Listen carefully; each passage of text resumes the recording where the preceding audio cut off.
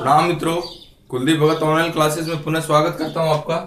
देखिए, आज अपन बात करते हैं बौद्ध धर्म का प्रचार, यानी बौद्ध धर्म भारत से बाहर कौन कौन से देशों के अंदर फैला और क्या क्या इसके अंदर प्रमुख बातें रहेंगी, इनके बारे में अपन बात करते हैं। जैसे आपको पता है, पूरे विश्व में सबसे ज्यादा जो धर्म के मानने वाले हैं वो है ईसाई। इसके बाद में दूसरे नंबर पे सबसे ज्यादा धर्म को मानने वाले हैं वो है मुस्लिम, और तीसरे नंबर पे सबसे ज्यादा धर्म को मानने वाले हैं वो है बौद्धिस्ट, यानी तीसरे नंबर पर बौद्धिस्ट आते हैं, और चौथा नंबर पर जो आता है वो आता है हिंदू धर्म।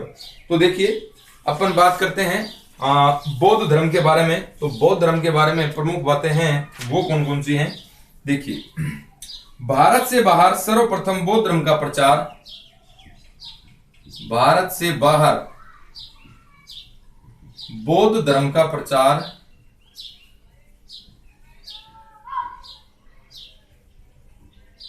सर्वप्रथम जो किया वो किया सम्राट अशोक के द्वारा। सम्राट अशोक के द्वारा सर्वप्रथम सम्राट अशोक है, ये बौद्ध धर्म का प्रचार करते हैं। अब देखिए, मध्य एशिया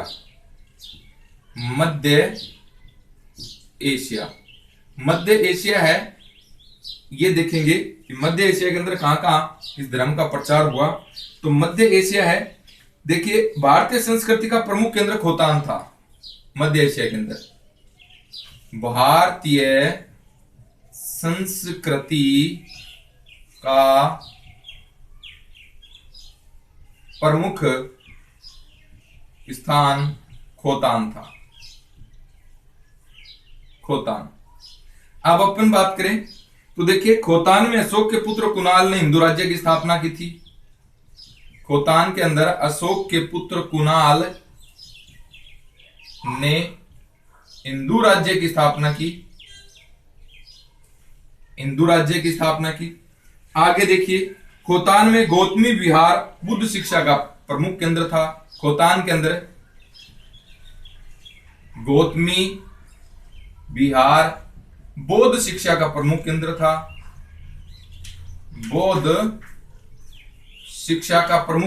था। ये नेक्स्ट अपन बात करें, खोतान के राजा विजित संभव के समय, खोतान का राजा है विजित संभव, और इस विजित संभव के समय वेरोचन नामक आचार्य खोतान आया। वेरोचन नामक आचार्य है, यह है खोतान। वेरोचन नामक आचार्य खोतान में बौद्ध धर्म का प्रचार करता है।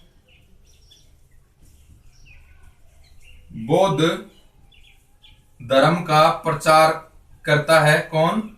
वेरोचन। इसके बाद में अपन बात करते हैं तो देखिए, चौथी सदी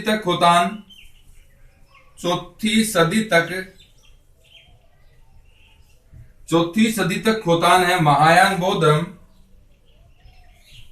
महायान बौद्ध धर्म का व्यापक प्रचार हुआ। नेक्स्ट है, देखिए, कूची में भारतीय विद्वान, कूची के अंदर भारतीय विद्वान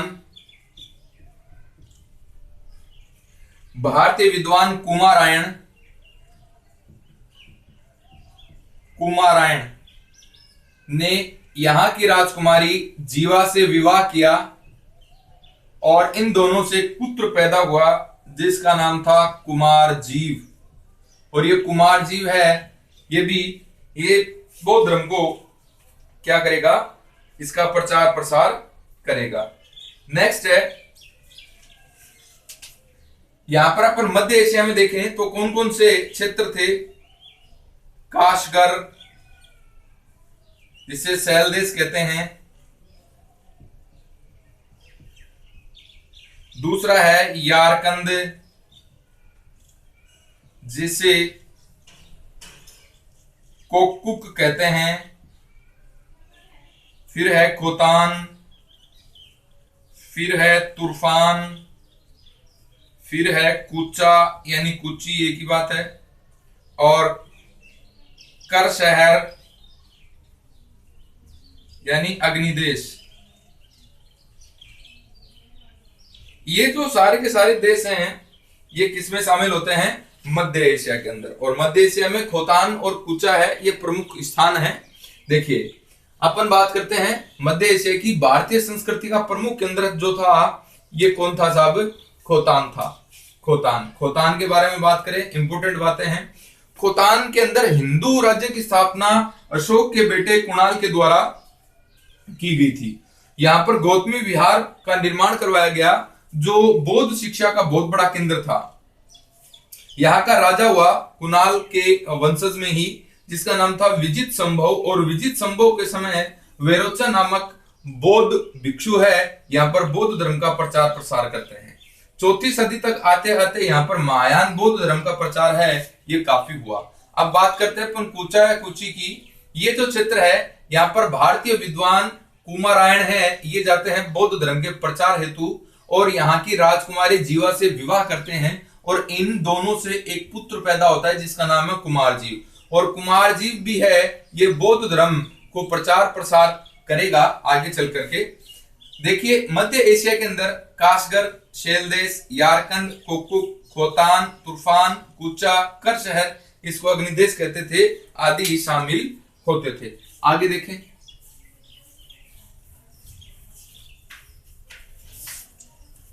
और आपका जो क्वेश्चन एक और बनेगा वो क्या बनेगा कि भारत से बाहर सर्वप्रथम बौद्ध धर्म को फैलाने में जो प्रमुख भूमिका निभाई वो अशोक सम्राट है। अब अपन बात करें तो देखिए दक्षिण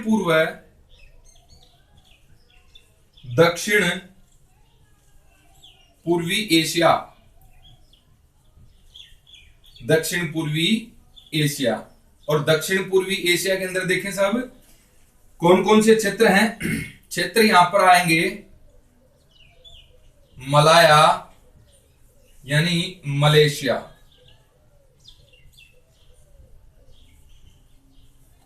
और है सुमात्रा, और है जावा यानी यव द्वीप। नेक्स्ट है शाम यानी थाईलैंड। नेक्स्ट है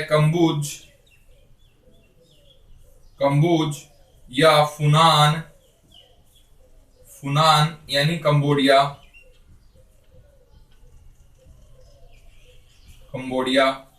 नेक्स्ट है वियतनाम यानी चंपा। नेक्स्ट है अन्नाम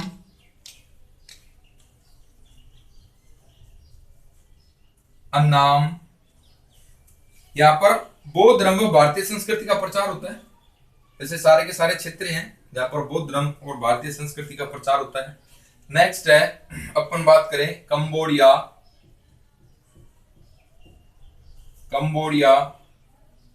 चंपा, बर्मा, शाम, मलय द्वीप,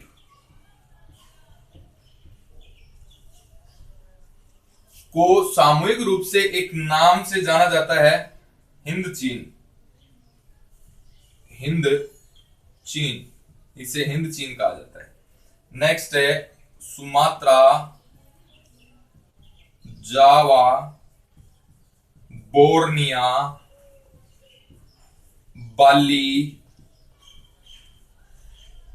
इन सभी को एक नाम से जाना जाता है जिसका नाम है स्वर्ण भूमि के नाम से जाना जाता है। एक बार देखिए दक्षिण पूर्वी एशिया की अपन बात करते हैं। यहाँ पर मलाया, मलेशिया, सुमात्रा, जावा, यवद्वीप, शाम, थाईलैंड, शाम जो था ये थाईलैंड था, और कंबुज, फुनान, कंबोडिया, वियतनाम, चंपा, अन्नाम, और कंबोडिया, चंपा, वर्मा, शाम, मलयद्वीप, इनको हिंद चीन के नाम से जानते थे, हिंद चीन के नाम से। और सुमात्रा, जावा, बोर्निया, बाली, अच्छा इनको और इन दोनों को यानी ये सारे के सारे जो द्वीप थे इनको एक नाम दिया जाता था और वो नाम क्या है? स्वर्ण भूमि। आगे देखिए इनके अंदर कौन कौन से अपने प्रमुख स्थान रहे जहां पर भारतीय संस्कृति यानी बौद्ध धर्म और हिंदू धर्म है ये पनपा। देखिए साहब, इसके अंदर अपन बात करेंगे तो आपके कौन कौन से स्थान रहेंगे। यहां पर देखिए बात करें जावा की, जावा जावा में देखिए जावा में इंडोनेशिया,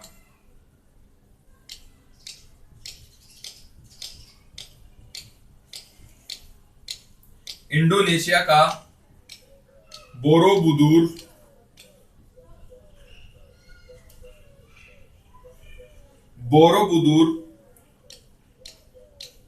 में बौद्ध स्तूप स्थित है। यह विश्व का सबसे विशाल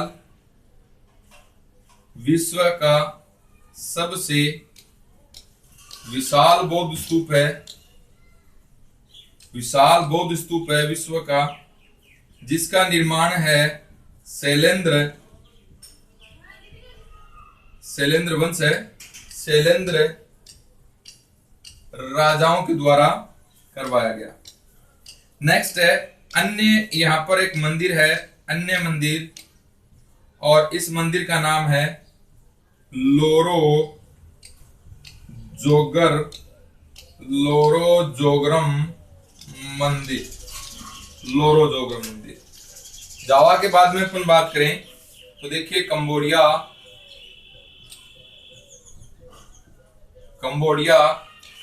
को अपन फुनान के नाम से भी जानते हैं, फुनान के नाम से भी कंबोडिया को जाना जाता है। नेक्स्ट अपन देखेंगे कंबोडिया है, फुनान के नाम से जाना जाता है इसको।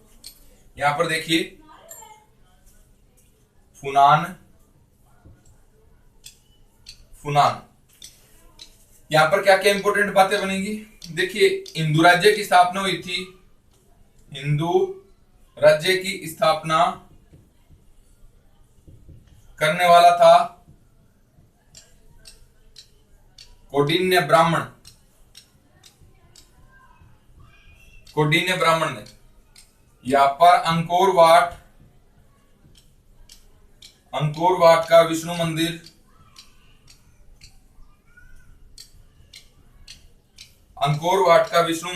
का निर्माण हुआ कौन सी नदी के किनारे? मिकांग नदी के तट पर। और इस मंदिर का जो निर्माता था ये था सूर्यवर्मन द्वितीय। यह विश्व का सबसे बड़ा हिंदू मंदिर, विश्व का सबसे बड़ा हिंदू मंदिर है। नेक्स्ट है सूर्यवर्मा सप्तम ने यहां अंकोर थोम का बेयोन मंदिर भी बनवाया,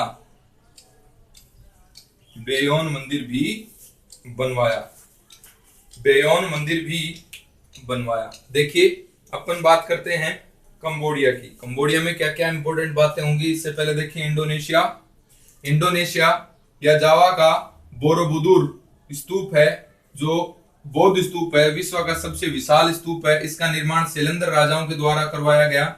और अन्य जो मंदिर है यहाँ पर वो है लोरो जोगरम का मंदिर।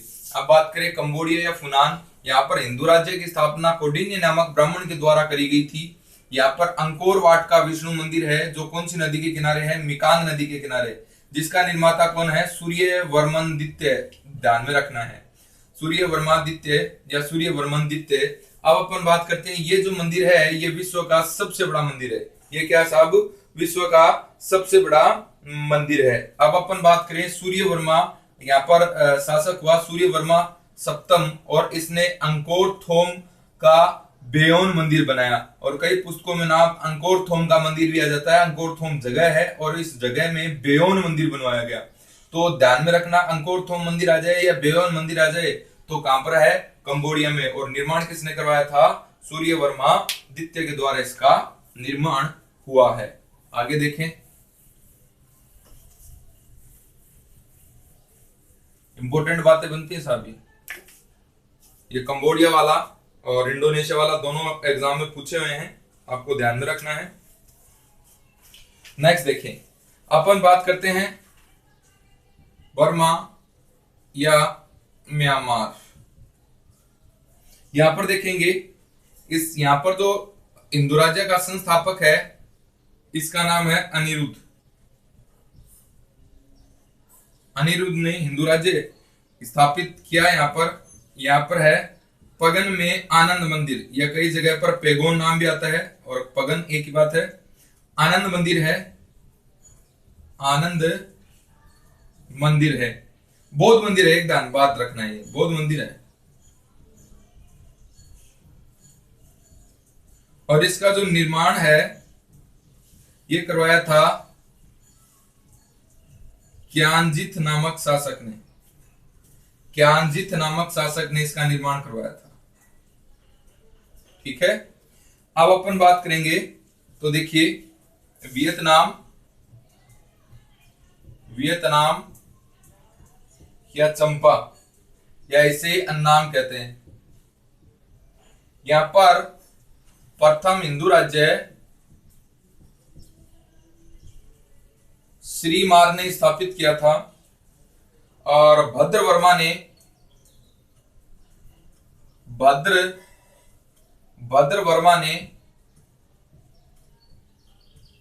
मायसन मंदिर बनवाया। यहां पर मायसन मंदिर बनवाया। ये मायसन मंदिर है, ये शिव मंदिर है, ये बात ध्यान में रखना है।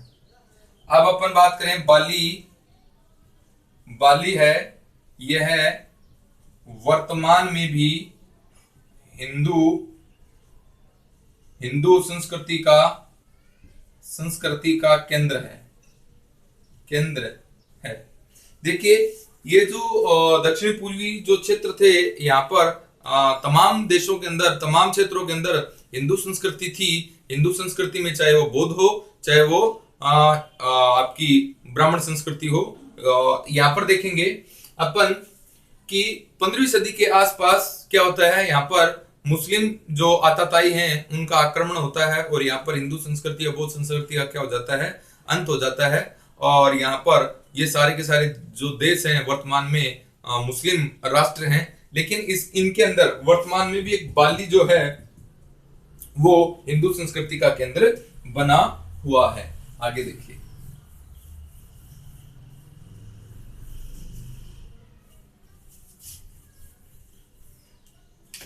देखिए, ये बात होगी आपकी दक्षिण पूर्वी एशिया की। अब उत्तरी पूर्वी एशिया के देश हैं, इनकी अपन बात करते हैं। उत्तर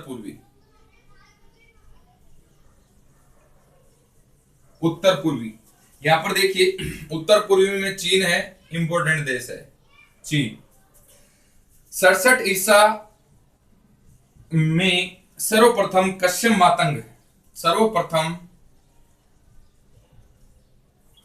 कश्यप मातंग नामक बौद्ध मुनि और धर्मरत्न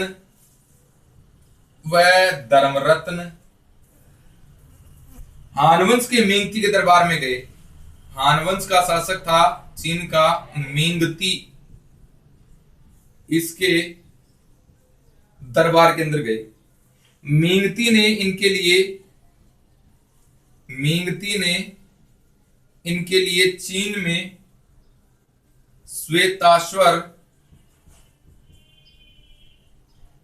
श्वेताश्व विहार का निर्माण करवाया। चीन के प्रसिद्ध दार्शनिक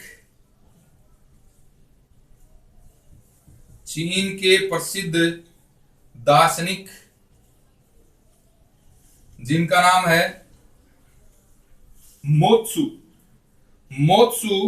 ने इसे यानी बौद्ध धर्म को। मोत्सु ने इसे कन्फ्यूशियसवाद से श्रेष्ठ बताया, बौद्ध दर्शन को। इसके बाद में अपन बात करते हैं तांग काल है। तांग काल बौद्ध धर्म, तांग काल चीन में बौद्ध काल कहा जाता है। नेक्स्ट है 5वीं व 6ठी सदी में धर्मरत्न कुमार जीव, ये ऊंचा वाला ही, बोधि धर्म, गुण धर्म कहां जाते हैं? चीन जाते हैं। तांग काल में नालंदा से सीधा, पर्सन बहुत इंपोर्टेंट है, सीधा चीन पहुंचने वाले जो साधु थे, उपशून्य, प्रभाकर मित्र और दिवाकर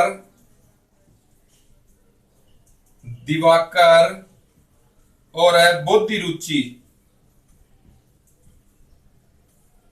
रुचि। नेक्स्ट है महाभारत, मनुस्मृति, अभिज्ञान शाकुंतलम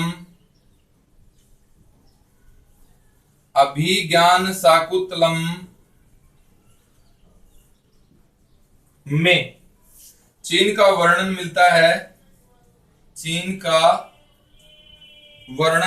मिलता है। आगे देखिए, एक बार चर्चा कर लें इसकी। 67 ईस्वी में सर्वप्रथम चीन में पहुंचने वाले जो थे कश्यप, मातंग और धर्मरत्न थे।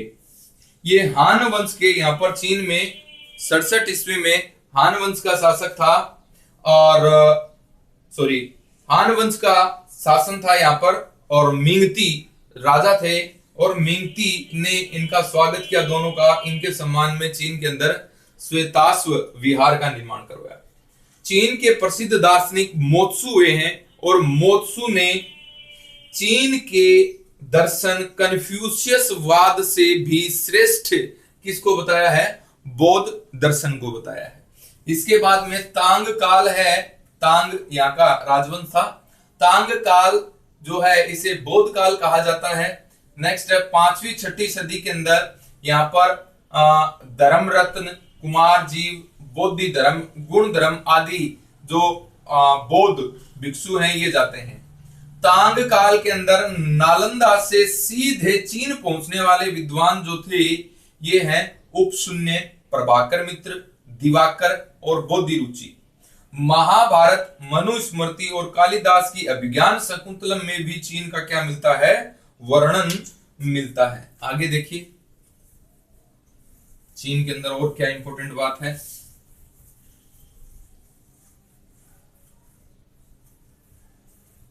नेक्स्ट अपन बात करेंगे तो देखेंगे आप, नेक्स्ट देखिए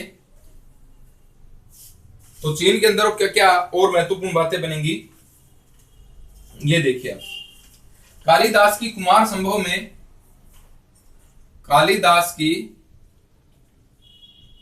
पुस्तक है कुमार संभव, और कुमार संभव में रेशमी वस्त्र जिसका नाम है चीनासुक, इसका वर्णन हुआ है जो चीन से मंगवाया जाता था। सबसे पहले बौद्ध धर्म है, सबसे पहले बौद्ध धर्म चीन पहुंचा, चीन के बाद कोरिया, और कोरिया के बाद जापान पहुंचा। आपसे क्वेश्चन ये पूछ लिया जाए कि उत्तर पूर्वी देशों के अंदर सबसे पहले बौद्ध धर्म कहां पहुंचा, तो कहां पहुंचा, चीन। और चीन के बाद कहां गया है, कोरिया। और कोरिया के बाद कहां गया है, जापान गया है। यानी चीन से जापान पहुंचा, चीन से जापान, सीधा हिंदुस्तान से कोरिया नहीं गया बौद्ध धर्म, हिंदुस्तान से सीधा चीन गया है बौद्ध धर्म। और चीन से फिर कहा गया है कोरिया, और कोरिया से कहा गया है जापान गया है। ये बात भी आपको ध्यान में रखनी है। अब अपन बात करें तो देखेंगे तिब्बत, तिब्बत की बात करें, तिब्बत में भी इंपॉर्टेंट बातें बनती हैं। यहां का 7वीं सदी के अंदर जो शासक था ये था सान सनगम्पो, जो एक शक्तिशाली शासक था, सान सनगम्पो।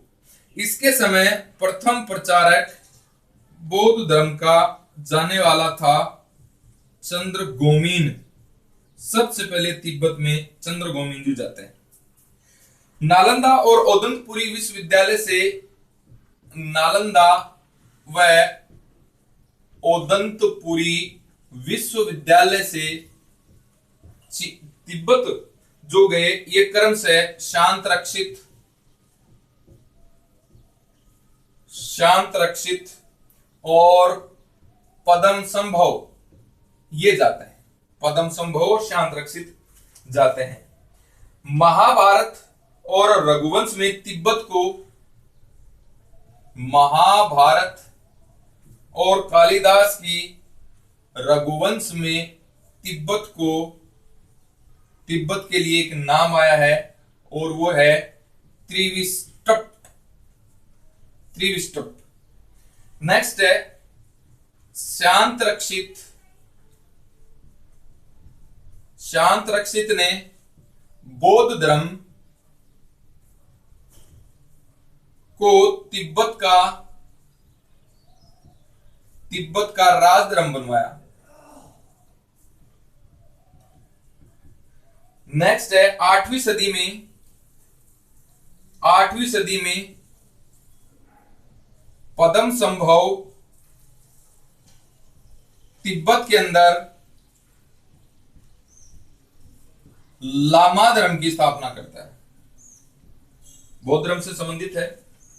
तिब्बत में बौद्ध धर्म, तिब्बत में बौद्ध धर्म की नींव को सुदृढ़ करने वाला है पदम संभव। नेक्स्ट है यहां पर थोनमी संभोट, थोनमी संभोट अध्ययन हेतु यहां का थोनमी संभोट अध्ययन हेतु कहां आता है, भारत आता है। और इस थोनमी संभोट को तिब्बती साहित्य का जनक कहते हैं। नेक्स्ट है 11वीं सदी में विक्रमशिला का आचार्य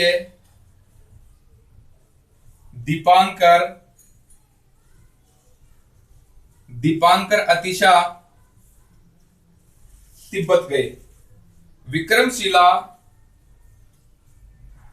विक्रमशिला के आदर्श पर तिब्बत में शाक्य विहार का निर्माण हुआ, शाक्य विहार का निर्माण हुआ। नेक्स्ट अपन बात करते हैं नालंदा का अंतिम प्रशासक शाक्यभद्र। एक मिनट देख लें इसको, उसके बाद चर्चा करते हैं। चीन में देखिए कालिदास ने कुमार संभव में रेशमी वस्त्र का वर्णन किया है और जिसे चीनासुक कहा गया। भारत से बौद्ध धर्म चीन गया, चीन से कोरिया और कोरिया से जापान गया, ये बात ध्यान में रखनी है। तिब्बत में 7वीं सदी के अंदर प्रमुख शक्तिशाली शासक था सान सनगम्पो। प्रथम प्रचारक यहां पर रहता है चंद्रगोमिन बौद्ध धर्म का। नालंदा और ओदंतपुरी विश्वविद्यालय से तिब्बत जाने वाले क्रम से नालंदा से शांत रक्षित और ओदंतपुरी से पदम संभव। महाभारत और रघुवंश के अंदर तिब्बत का नाम त्रिविष्टप है, ध्यान में रखना।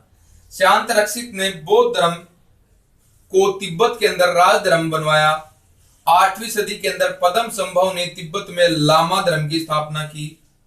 बौद्ध धर्म की नींव तिब्बत में सुदृढ़ करने का जो कार्य किया वो किसने किया? पद्म संभव ने। तिब्बत का थोनवी संबोट नामक व्यक्ति है, ये अध्ययन के लिए भारत आया और इसे तिब्बती साहित्य का जनक कहते हैं, थोनवी संबोट को। 11वीं सदी में विक्रमशिला की तर्ज के ऊपर विक्रमशिला के आचार्य थे दीपांकर अतिशा, ये कहा जाते हैं तिब्बत जाते हैं। और विक्रमशिला की आदर्श पर या तर्ज पर यहाँ पर कौन सा विहार बना? शाक्य विहार बना। आगे एक क्वेश्चन और बनता है इसमें, वो और देखते हैं अपन। तो देखिए, नालंदा का अंतिम प्रशासक, नालंदा का अंतिम प्रशासक जिसका नाम है शाक्य श्रीभद्र, ये भी 1204 में कहां चले जाते हैं? तिब्बत चले जाते हैं। नेक्स्ट अपन बात करते हैं कोरिया। कोरिया के अंदर बौद्ध धर्म जो फैलाया ये मालानंद ने फैलाया। मालानंद नामक बौद्ध विद्वान थे। और जापान के अंदर बौद्ध धर्म है ये 736 से 60 तक बोधिसेन के द्वारा फैलाया गया। तो देखिए, ये कुछ और क्वेश्चन थे। नालंदा का अंतिम प्रशासक था शाक्य श्रीभद्र, जो 1204 के अंदर कहां चले जाते हैं? तिब्बत के अंदर। तिब्बत के अंदर बौद्ध विद्वानों की बड़ी इज्जत थी। कोरिया के अंदर मालानंद ने बौद्ध धर्म का प्रचार किया। और जापान के अंदर 736 से 60 के अंदर बौद्ध धर्म का प्रचार किसने किया? बोधिसेन ने किया। तो ये बातें जो थी ये थी बौद्ध धर्म के अंदर प्रचार, यानी भारत से बौद्ध धर्म का बाहर जो प्रचार हुआ ये प्रमुख बातें थी। तो बौद्ध धर्म के बारे में अपन ने तमाम बातें की है। इसके बाद में अपन जैन धर्म की बातें करेंगे। धन्यवाद।